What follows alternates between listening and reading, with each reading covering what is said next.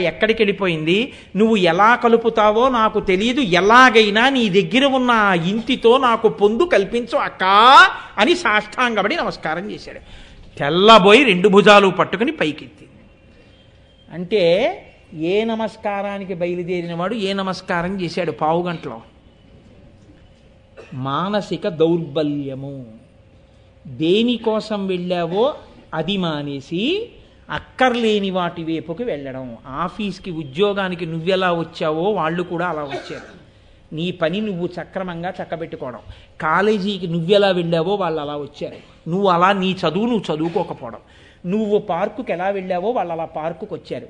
నువ్వు ఎలా సేద తీరావో వాళ్ళు అలా సేద తీరుతారని నువ్వు నిలబడకపోవడం. నువ్వు ఎలా సినిమాకి వచ్చావో వాళ్ళు అలా సినిమాకి వచ్చారు. కాబట్టి నువ్వు సినిమా చూసి వాళ్ళని చూడనివ్వడం. ఇది మరిచిపోయి ఒకదానికని బయలుదేరి ఇంకొక దౌర్బల్యానికి లోనై ఆసిలేషన్ ఫ్యాన్లా తల తిప్పడం ఎటువంటిదో. తిక్కన గారు కళ్ళ ముందు నాటకీయంగా అద్భుత సన్నివేశాన్ని సృష్టించి మన బతుకులు బాగు చేసే ప్రయత్నం చేసి మన చేత నిరంతరము నమస్కారమునకు యోగ్యుడై మహానుభావుడు గురుస్థానమునందు నిలబడి ఉన్నారు. మిగిలినటువంటి ఘట్టాన్ని ఇవాళ తల్లి కొంత సేద తీరి వాడు చూపులలో పడకుండా పక్కకెళ్ళింది. మళ్ళీ ఆవిడ బాధపడే సన్నివేశం ప్రారంభించడం నాకు ఇష్టం లేదు. కాబట్టి రేపటి రోజున ప్రారంభం చేసి తొందరగా కీచకుడు మరణించే ప్రయత్నం చేద్దాం. ఒకరికి అధికారం ఇస్తాడు, ఒకరికి సౌందర్యం ఇస్తాడు, ఒకరికి భక్తిని ఇస్తాడు, ఒకరికి ధారాళంగా మాట్లాడగలిగినటువంటి శక్తిని ఇస్తాడు, వేరొకరికి కవిత్వాన్ని చెయ్యగలిగినటువంటి శక్తిని ఇస్తాడు, ఒకరికి బాగా పాట పాడగలిగిన శక్తిని ఇస్తాడు. ఎవరికి ఏ శక్తినిచ్చినా అది సమాజ ఉద్ధరణకు, భగవంతుని యందు భక్తితో ఈశ్వరుణ్ణి సేవించడానికి పనికొస్తే ఇయ్యబడినటువంటి విభూతి సార్థకత పొందుతుంది. దాని చేత మనిషి పొందవలసినటువంటి అత్యుత్తమమైనటువంటి స్థితిని గతిని పొందుతాడు. కానీ కొందరి యందు ఏమవుతుందంటే ఇదంతా నాదేను, కేవలం నా స్వయంకృతంగా నేను సాధించుకున్నది అనేటటువంటి ఒక అహంకృతి పొడసూపుతుంది. నాకు కాబట్టి అబ్బింది, ఇది ఇంకొకళ్ళకి అబ్బమంటే అబ్బుతుందా అని తనకి ఏ విభూతి ఉందో దాని చేతనే అహంకారాన్ని విపరీతంగా పెంచుకుంటాడు. ఈ పెంచుకోవడం చిట్ట చివరికి దేనికి వెళ్ళిపోతుందంటే మూలాన్ని నాశనం చేసేస్తుంది. చాలా ప్రమాదకరమైనటువంటి పరిస్థితిలోకి నెట్టేస్తుంది మనిషిని. ఆ స్థితి కల్పించుకోకూడదు. అందుకే ఈశ్వరుడిచ్చిన దేన్నైనా మళ్ళీ ఈశ్వరార్పణ చేయడమే చాలా మంచి పని. అది ఏ విభూతైనా కానివ్వండి, మంచి విద్య కావచ్చు, అధికారం కావచ్చు, ఏదైనా కావచ్చు, తను కూర్చున్నప్పుడు ఇది ఈశ్వరానుగ్రహము అనేటటువంటి భావన ఉంటే అది దుర్వినియోగం అవ్వదు, అది లోకానికి పనికొస్తుంది. ఆ భావన లేకుండా ఇదంతా నాదే అనేటటువంటి విర్రవీగే తత్వం కానీ ప్రబలిందనుకోండి, అది చిట్ట చివరికి దేనికి తీసుకెడుతుంది అంటే ఎవరైతే ఆ విధంగా అహంకరించాడో అటువంటి వ్యక్తి నశించిపోవడానికి పనికొస్తుంది. కీచకుని యందు ఉండేటటువంటి ప్రధానమైన లక్షణం అదే. ఆయన మహాసౌందర్యవంతుడు అనుకోవడానికి ఏమీ ఆధారం లేదు. ఎందుకంటే మీరు ఒక్క విషయాన్ని ఆలోచించండి. అందము అన్న మాటకి నిర్వచనం యథార్థంగా ఇది అని చెప్పడం ఏం కుదరదు. ఎందుచేతంటే నాకు చాలా అందంగా ఉన్నటువంటి ఒక వస్తువు మీకు అందంగా లేకపోవచ్చు. నాకు సుఖాన్ని కల్పించే వస్తువు మీకు దుఃఖాన్ని కల్పించవచ్చు. అంచేత అందం అన్న మాట అందరికీ అందంగా ఉండాలి అని లోకంలో ఏం లేదు. కానీ కొన్ని వస్తువులు ఉంటాయి.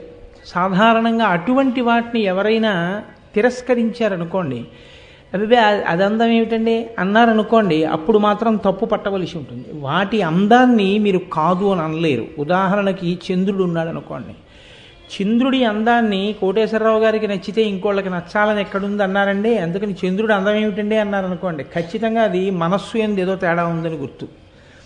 చంద్రుడు అందరికీ అందంగా ఉంటాడు, ఏనుగు అందరికీ అందంగా ఉంటుంది, సముద్రం అందరికీ అందంగా ఉంటుంది, కొన్ని అందరికీ అందంగా ఉంటాయి. అందరికీ అందంగా ఉండేటట్టు కనపడాలి అంటే అది ఖచ్చితంగా భగవంతుని యొక్క విభూతి ప్రకాశము దాని యందు చాలా ఎక్కువగా ఉంది అని గుర్తు. నేను నిన్నటి రోజునే మీతో విజ్ఞాపన చేసి ఉన్నాను. ద్రౌపదీదేవి యొక్క అందం, ద్రౌపదీదేవి యొక్క అందచందములు అంతమందిని ఆకర్షించాయి అంటే అది కేవలం ఆవిడ స్వీకరించిన మనుష్య జన్మ చేత వచ్చినవి కావు. ఆవిడ అయోనిజ, ఆవిడ కారణజన్మురాలు. అందుచేతే ఆ తల్లి యొక్క అందం అంత గొప్పగా ఉంటుంది. ఆ అందం సౌందర్యంగా చూస్తే దోషం ఉండదు. సౌందర్యము అంటే మాతృత్వాన్ని చూడడం, చూసిన నాడు దానివల్ల ఇబ్బంది ఉండదు. కానీ కీచకుడి యొక్క పరిస్థితి ఎలా ఉంటుందంటే, నేను అందగాన్ని కాబట్టి నన్ను ఎందుకు తిరస్కరిస్తారు, నేను గొప్ప అధికారంలో ఉన్నాను కాబట్టి నా కోసం ఎందుకు వెంపర్లాడరు, నా దగ్గర చాలా ధనం ఉంది కాబట్టి ఈ ధనం కోసం ఎవరు ఆశపడరు, నేను మంచి యవ్వనంలో ఉండి మంచి మిసమిసలాడుతూ బలంతో ఉన్నాను కాబట్టి నా పొందు ఎవరు కోరరు. ఆయన యందు ఉండేటటువంటి ప్రతి లక్షణాన్ని ద్విగుణీకృతంగా ఆలోచించుకొని నన్ను అవతల వాళ్ళు తిరస్కరించడానికి అవకాశమే లేదంటాడు. ఇది ఎటువంటి పరిస్థితి అంటే అసలు ఎప్పుడూ ఇంకొకళ్ళని అర్థం చేసుకోగలిగినటువంటి మానసిక పరిపక్వత ఏర్పడదు. ఇదే దౌర్బల్యం. ఈ దౌర్బల్యం యొక్క పతాక స్థాయి ఎలా ఉంటుందంటే, ఏదో ఒక సంఘటన జరుగుతుంది జీవితంలో, తాను ఆకర్షింపబడిన తరువాత యుక్తాయుక్త విచక్షణ మరిచిపోయి దాని చేత తన జీవితం నశించిపోయే వరకు వెళ్ళిపోతారు. నేను ఉదాహరణలు చెప్పక్కర్లేదు, మీరు ఆ కోణంలో పరిశీలించి చూడండి. మానసిక దౌర్బల్యం ఉన్న వాళ్ళందరూ కూడా జీవితంలో ఎక్కడో అక్కడ అలా పడిపోతుంటారు. అటువంటి వాళ్ళందరికీ కూడా ప్రాతినిధ్యం వహించేటటువంటి వ్యక్తి కీచకుడు. అందుకే నిన్న నేను మీతో ఒక మాట మనవి చేశాను. అక్కగారికి నమస్కారం చేద్దామని బయలుదేరినటువంటి వ్యక్తి కేవలం ఒక స్త్రీ కనిపించినంత మాత్రం చేత నిస్సందేహంగా ద్రౌపదీదేవి యొక్క అందం చాలా గొప్పది. కానీ అంత వెంపర్లాడిపోయి అన్ని ఆలోచనలు వచ్చి అంత దుర్మార్గపు బుద్ధి కలగవలసినటువంటి అవసరం మాత్రం లేదు.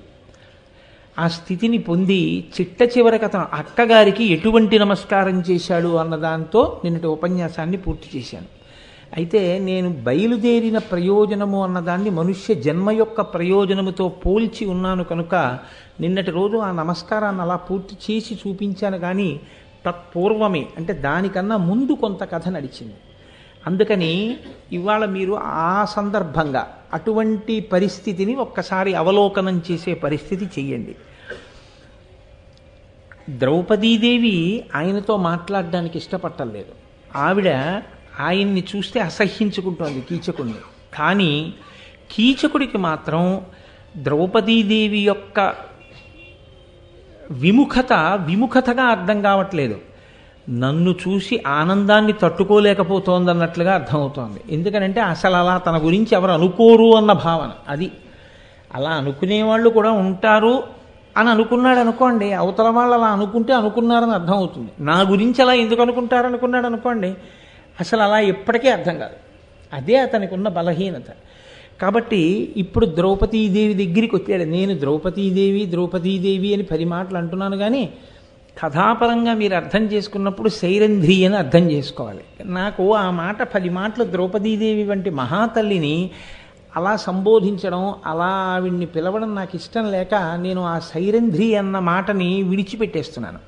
కానీ మీరు భావన చేసేటప్పుడు మాత్రం అక్కడ ఆవిడ ద్రౌపదీదేవిగా లేదు అన్న విషయం మీకు సుస్పష్టం, మీకు అందరికీ బాగా తెలుసు. అది నేను వదిలిపెట్టినంత మాత్రం చేత వచ్చే నష్టమేం లేదు. అలా నేను ఎందుకు అనాలి 10 మాటలు అని నా మనసొప్పక నేను అంటలేదంతే కథాపరంగా. కాబట్టి ఇప్పుడు ఆ తల్లి దగ్గరికి వెళ్ళి కీచకుడు చూడరాని చూపుతో ఇప్పుడు ఆయనకున్న పెద్ద బాధ ఏమిటంటే ఆవిడ తనతో మాట్లాడాలి.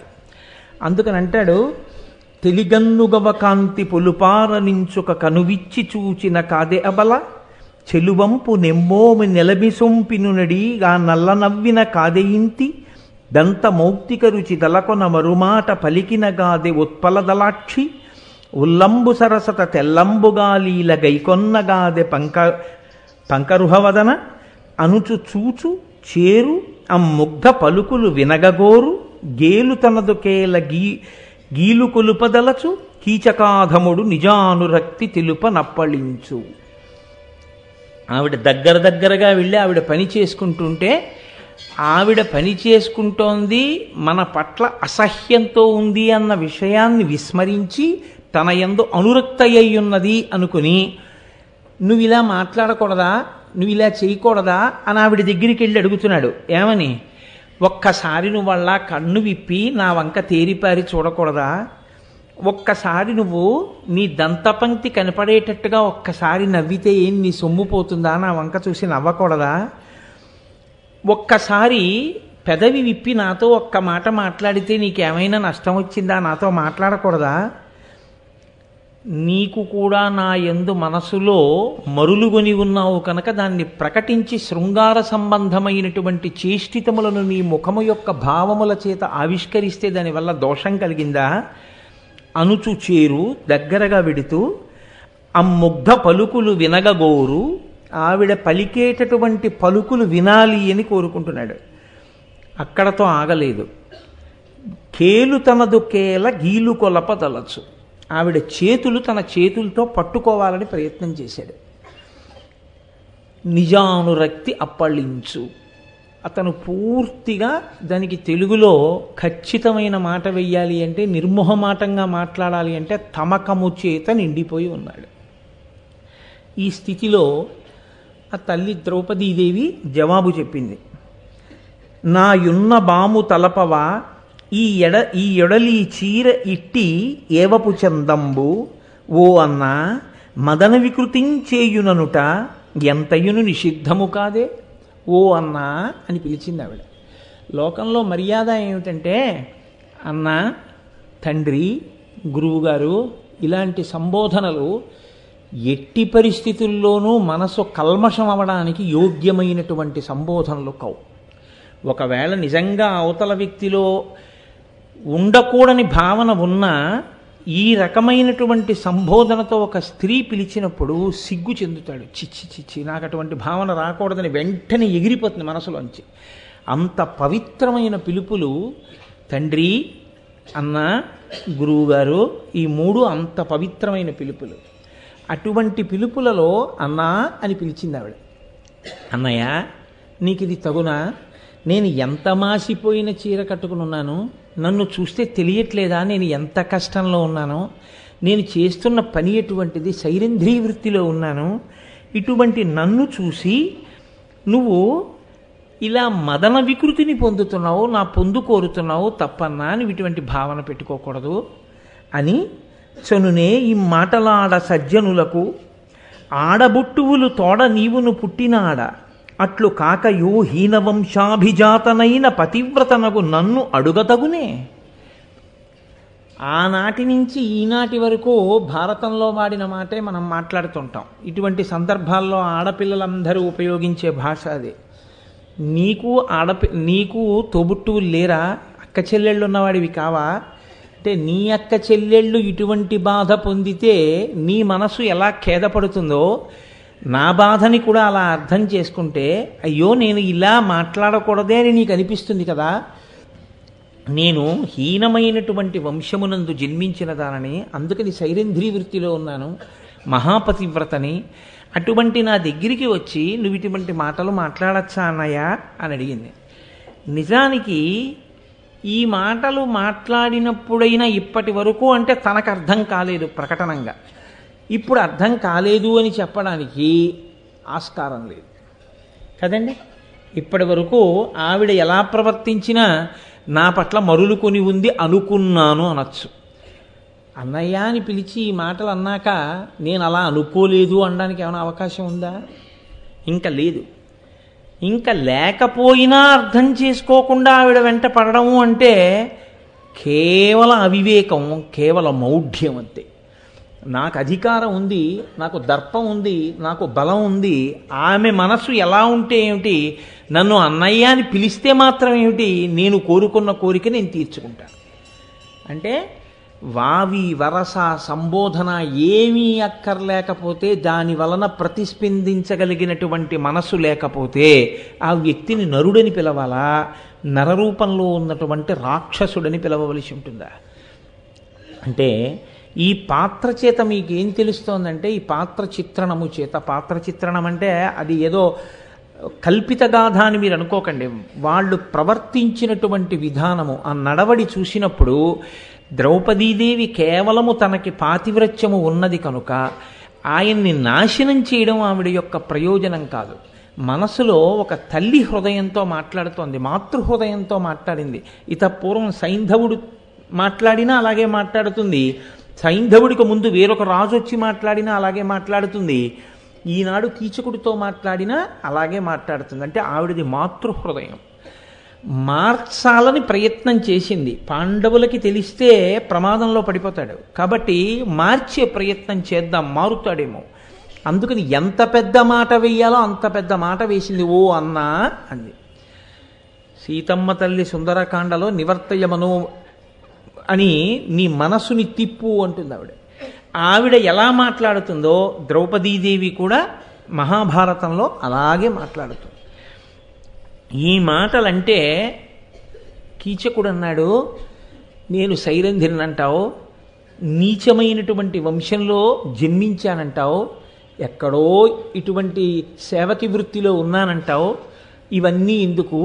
నీ అందం చూసిన తరువాత నా మనస్సంతటి మీద కూడా మరుడు, ఆ మన్మధుడు బాణములు వేసి తన యొక్క స్వాధీనంలోకి తీసుకున్నాడు, కాబట్టి నీ పొందు లేకపోతే నేను బతకలేను. నేను మన్మథ బాణముల చేత చనిపోయిన తరువాత అయ్యో పాపం నేను అనవసరంగా చంపేశానని ఏడిస్తే మాత్రం నేను బతుకుతానా అన్నాడు. అంటే లేఖితనం అని ఒకటి ఉంటుంది లోకంలో. ఆ లేఖి మాటలకి ఇంకా అర్థం ఏమి ఉండదు.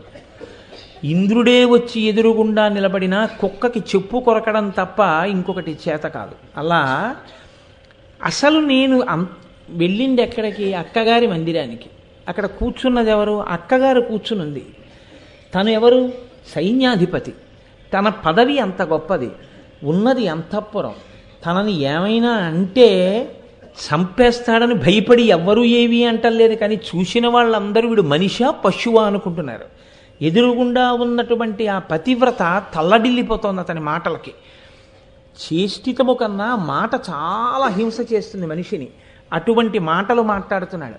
అక్కగారు తెల్లబోతోంది, ఏమిటి వీడు ఎందుకు వచ్చినట్టు, ఏం మాట్లాడుతున్నాడు, ఏ ప్రమాదం తెచ్చుకుంటాడో అని ఆవిడ భయపడుతోంది. ఇన్ని జరుగుతున్నా ఆయనలో మాత్రం ఏ విధమైనటువంటి మార్పు లేదు. లేకపోగా ఎంతసేపు మాట్లాడినా ద్రౌపది తనకి వశవర్తి కావాలని, తాను కోరుకున్న కోరిక తీర్చాలనేటటువంటి మొండి పట్టుదల తప్ప వేరొకటి లేని రీతిలో మాట్లాడుతున్నాడు. చూసి చూసి చూసి చూసి ద్రౌపదీదేవి అంది, దుర్వారోద్యమ బాహు విక్రమ రసాస్తోక ప్రతాప స్ఫురద్ గర్వాంధ ప్రతివీర నిర్మథన విద్యాపారగుల్ మత్పతుల్ గీర్వాణాకృతులేవురిప్పుడు నినుందోర్లీలన్ వెసంగెట్టి గంధర్వుల్ మానము ప్రాణముంగొనుట తథ్యం బిమ్మెయిన్ కీచక అంది. ఆవిడ ఉన్న మాట స్పష్టంగా చెప్పేసింది.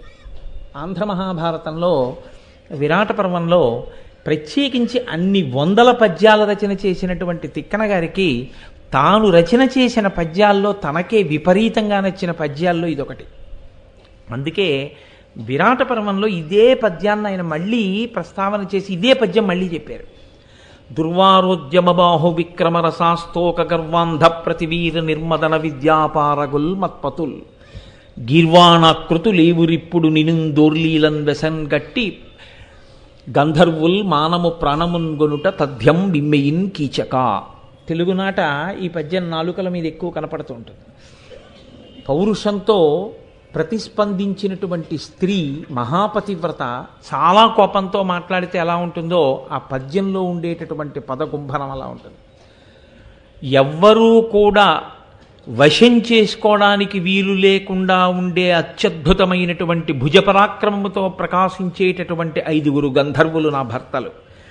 వాళ్ళు చాలా సునాయాసంగా నిన్ను చంపేస్తారు కీచక, ఏమనుకుంటున్నావు? హద్దు మీరి ప్రవర్తిస్తున్నావు. ఇప్పటికైనా నీ హద్దు నువ్వు తెలుసుకున్నావా బ్రతుకుతావు, నీ హద్దు నువ్వు కానీ దాటావా నశించిపోతావు. అందని ద్రాక్ష పళ్ళకి ఎప్పుడూ ప్రయత్నించకూడదు. ఇత పూర్వం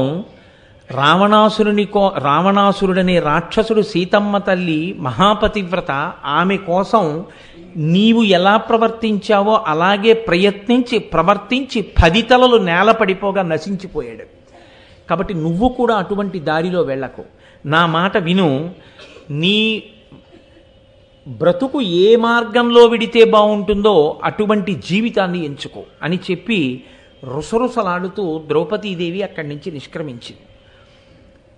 ఆయన హతాశుడయ్యాడు. ఇంత మాట అంటుంది అని ఊహించలేదు. మహా అయితే విసుక్కుంటుంది. విసుక్కుంటే నాకేం, కసురుకుంటే నాకేం, నా కోరికని తీర్చుకోవాలి. అటువంటి వాడు ఇంత గొప్ప మాట ఆమె అనేటప్పటికీ తట్టుకోలేకపోయాడు. తట్టుకోలేక గబగబా ఆ కీచకుడు సుధేష్ణ దగ్గరికి వెళ్ళాడు. ఆవిడ ఒక మంచి కనకమయమైనటువంటి ఆసనం మీద కూర్చుని, తమ్ముడు వచ్చాడు కదా కూర్చుంటాడు మాట్లాడతాడు అనుకుని ఒక బంగారు పీట వేయించింది. ఇప్పుడు వెళ్ళాడు సుధేష్ణ దగ్గరికి. ఇప్పటి వరకు వచ్చింది సుధేష్ణ కోసం. ఆవిడతో వెళ్ళి ఒక అక్క దగ్గర తమ్ముడు వెళ్ళి మాట్లాడవలసిన మాటలు ఏముంటాయో అవి ఇప్పటి వరకు లేవు. అక్క ఎలా ఉన్నావు, బావగారు ఎలా ఉన్నారు, మా మేనల్లుడు ఎలా ఉన్నాడు, కులాసాగా ఉన్నాడా, బాగా పరాక్రమంతో యుద్ధ విద్యలు అవి నేర్చుకుంటున్నాడా, ఏదో ఒక తమ్ముడు అక్క దగ్గరికి వస్తే ఏ మాటలు మాట్లాడతాడో ఒక్క మాట లేదు ఇప్పటి వరకు. పూర్వం మాట్లాడినా ఏం మాట్లాడాడు? ఆమె కులం ఎక్కడా, ఆమె వంశం ఎక్కడా, ఆవిడ పుట్టింది ఎక్కడా, ఆవిడెవరు ఏమిటి, ఇదే మాట్లాడాడు. నేను ఆవిడ అంటున్నాను, ఆయనైతే అది అంటాడు అంతే. కాబట్టి ఈ మాటలని సుధేష్ణ దగ్గరికి వెళ్ళి కూర్చుని అన్నాడు, రాగరసమగ్నుడయ్యే సైరంధ్రి చూచి. తెలిసిపోతోంది చూస్తూ ఉంటేనే ఇతని యొక్క పరిస్థితి బావులేదు. ద్రౌపదీదేవి యందు రాగరసమగ్నుడైపోయి ఉన్నాడు. కాబట్టి ఇతన్ని ఇప్పుడు నేను ప్రయత్నపూర్వకంగా నిగ్రహించడం కూడా చాలా కష్టమే అని అనుకుంటున్న సమయంలో వెళ్ళి కూర్చుని అంటాడు, నువ్వు ఏం చేస్తావో నాకు తెలియదు, నువ్వు ఎలాగా నాకు సాయపడతావో తెలియదు, కానీ ఇప్పటి వరకు అంతఃపురంలో నీ ముందరే తిరిగి నీకు పరిచర్యలు చేసినటువంటి ఈ సైరంధ్రి ఎక్కడికో దూరంగా వెళ్ళింది. ఆమెతో నాకు పొందు కలిపి తీరాలి. నువ్వు ఆ సాయం చేసి పెట్టాలి. ఆ సాయం చేసి పెట్టకపోతే నిష్కారణంగా మదనుడి బాణములకు నేను చచ్చిపోతానక్క అన్నాడు. లోకంలో బహుశా ఏ తమ్ముడు ఏ అక్క దగ్గరికి వెళ్ళి ఇంత అసహ్యకరంగా మాట్లాడడానికి సిద్ధపడతాడు అని నేను అనుకోవట్లేదు.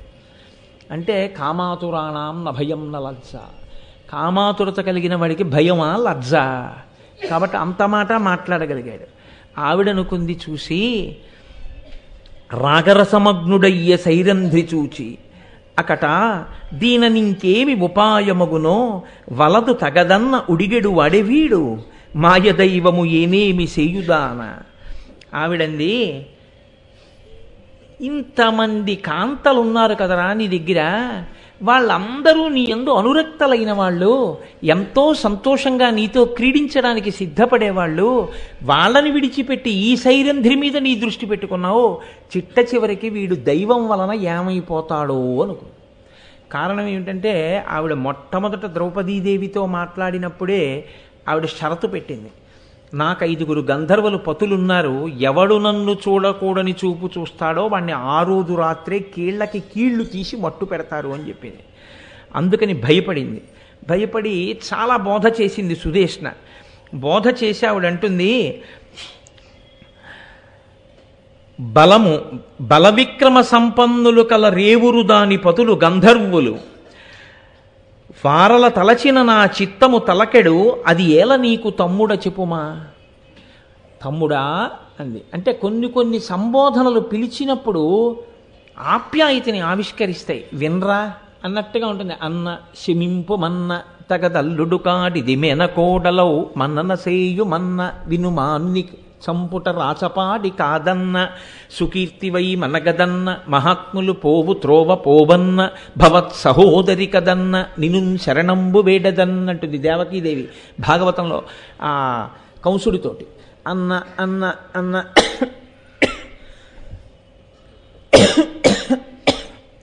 అని 1కి 10 మార్లు అంటే చెల్లెలు కదా అని ప్రేమ కలుగుతుందని.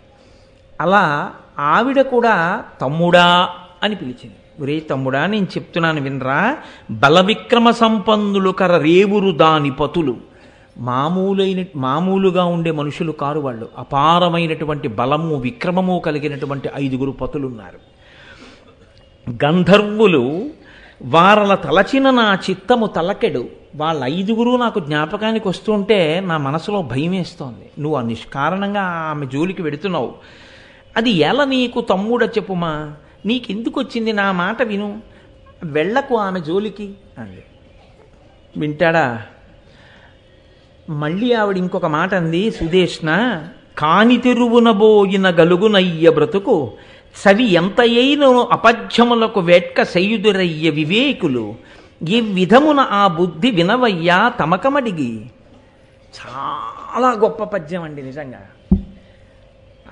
సుందరకాండలో సీతమ్మ తల్లి మాట్లాడితే ఎంత గొప్పగా మాట్లాడుతుందో, సుదేష్ణ కీచకుడితో మాట్లాడిన మాటలలో ఈ పద్యం చాలా చాలా గొప్ప పద్యం. ఎన్ని తరాలకి ఎన్ని యుగాలకి కూడా లోకానికి సందేశాన్ని అందించగలిగినటువంటి పద్యం. ఆవిడంది కాని తెరువునబోయిన కలుగునయ్య బ్రతుకు సవి ఎంత అయిన అపధ్యములకు వేట్క సయ్యుదురయ్య వివేకులు. అంటే బోడి వివేకహీనుడా అని పిలిచింది. అంతే కదయ్యా, అంతే కదా. ఆవిడంది కాని తెరువున పోయిన కలుగునయ్య బ్రతుకు. ఏ పని చెయ్యకూడదో ఆ పని చేస్తే వాడికి బ్రతుకుంటుందా, వాడికి అభ్యున్నతి ఉంటుందా? ఉండదు అని ఆవిడ ఒక ఉపమానం చెప్పింది. సవి ఎంత అయినా అపధ్యములకు వేట్క సయ్యుదురయ్య వివేకులు. శరీరంలో ఒక రోగం ఉంది, వైద్యుడు ఎప్పుడైనా సరే ఔషధమును ఇస్తాడు, పథ్యమును చెప్తాడు. ఈ మందు వేసుకో, దాంతోపాటు ఈ పథ్యం కూడా చెయ్యి అని చెప్తాడు. ఇది తినవద్దు, ఇది తిను. వైద్యుడు ఏది తినవద్దని చెప్పాడో దాన్ని వెంటనే మీరు మందు ఎలా వేసుకుంటున్నారో అలాగే వద్దన్న దాన్ని కూడా వదిలిపెట్టేయాలి ఈశ్వర శాసనంగా. అలా కాకుండా వైద్యుడు వద్దన్నది కూడా జిహ్వచాపల్యానికి అదే పనిగా తిన్నాడు అనుకోండి, ఆఖరికి వైద్యుడు ఏమంటాడంటే ఇక నీ జబ్బు తగ్గేది కాదో 3 నెలలు ఉంటావు తినేసేయి అంటాడు. అంటే అపథ్యమైనటువంటి దాన్ని వద్దు అన్నదాన్ని తిన్నవాడు తన బ్రతుకు తాను ఎలా పాడి చేసుకుంటాడో అలా వద్దు అన్నదాన్ని జోలికి వెళ్ళవద్దు. ఎందుచేత నేను ఈ మాట అంటున్నానంటే కొన్ని వినోద స్థాయిలో స్వీకరించవలసినవే తప్ప, మనోరంజకత్వమునకు స్వీకరించవలసినవే తప్ప వాటిని అనుభవములోకి తెచ్చుకునే ప్రయత్నము ఎన్నడూ చెయ్యరాదు. ఒక అందం కనపడింది అనుకోండి, కనపడ్డవన్నీ మీవి కావాలని కోరకూడదు. ఇది జీవితంలో చాలా ప్రముఖమైన సత్యం. దీని గురించి పెద్దలు ఒక మాట అంటుంటారు, వినోదమునందు ప్రబోధము చేయగలిగిన వినోదము, చౌకబారు వినోదము అని 2 రకాలు ఉంటాయి. ప్రబోధాత్మక వినోదము అంటే మీకు వినోదము కలుగుతుంది, మనసుకు సంతోషంగా ఉంటుంది చూస్తున్నప్పుడు వింటున్నప్పుడును. దానితో పాటుగా మీరు ఆచరించడానికి వీలైనటువంటివి, మిమ్మల్ని అభ్యున్నతిలోకి తీసుకెళ్ళగలిగినటువంటివి కొన్ని ఉంటాయి. మీరు సీతారామ కళ్యాణం అని ఓ సినిమాకి వెళ్ళారనుకోండి, ఉదాహరణకి సీతారామ కళ్యాణాన్ని సీతారామ కళ్యాణంగా చూపించిన సినిమా అయితే నేను చెప్పేది బాలకాండలో ఎలా చెప్పారో అలా చెప్తే, శివధనుర్భంగం చేసిన తరువాత రామచంద్రమూర్తి దగ్గరికి వచ్చి జనక మహారాజు గారు సీతమ్మని వివాహం చేసుకోవయ్యా అంటే, నా తండ్రి దశరథ మహారాజు గారు ఉన్నాడు, దశరథ మహారాజు గారు నా తండ్రి కనుక ఆయన ఎవరిని చేసుకోమని చెప్తే వాళ్ళని చేసుకుంటాను తప్ప మీరిప్పుడు పిల్లనిస్తానన్నారని నేను చేసుకోను, నా తండ్రి నిర్ణయించాలి నాకెవరు భార్యగా ఉండాలో అన్న సీతారామ కళ్యాణం యథాతథంగా అలా ఉన్న సినిమా ఒకటి మీరు చూశారనుకోండి, ఇప్పుడు అది వినోదాత్మకము కాదు అని మీరు అనడానికి వీల్లేదు, సంతోషాన్ని కలిగిస్తుంది మనస్సుకి. దానితో పాటు ప్రబోధాత్మకము కూడా, ఒక మంచి మాట కూడా తలకెక్కుతుంది. ఇంకొకటి ఉంటుంది, ఇంకొక సినిమా, తండ్రి చదువుకోరా అని కాలేజీకి పంపిస్తాడు, ఇంకో తండ్రి చదువుకోవే అని కాలేజీకి పంపిస్తాడు. వీళ్ళిద్దరూ కలిపి ఏం చేస్తారంటే చదువు చట్టుబండలై 1 సంవత్సరం చదువుకోకుండా కాలేజీ గేట్లోకి వెళ్ళిన పర్యంతము ప్రేమ.